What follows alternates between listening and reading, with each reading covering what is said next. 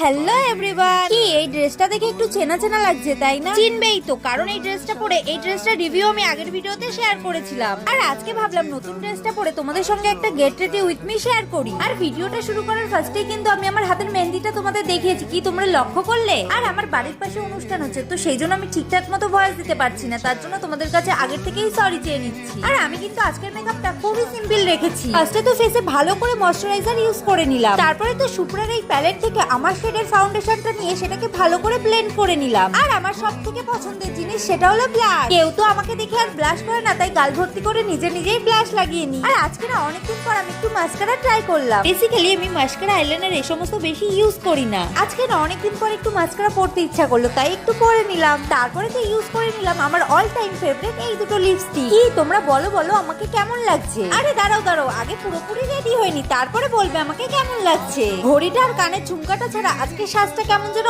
অসম্পূর্ণ লাগছিল। এবার কিন্তু আমি পুরোপুরি রেডি, এবার তোমরা কমেন্টে বলে যাও আমাকে কেমন লাগছে।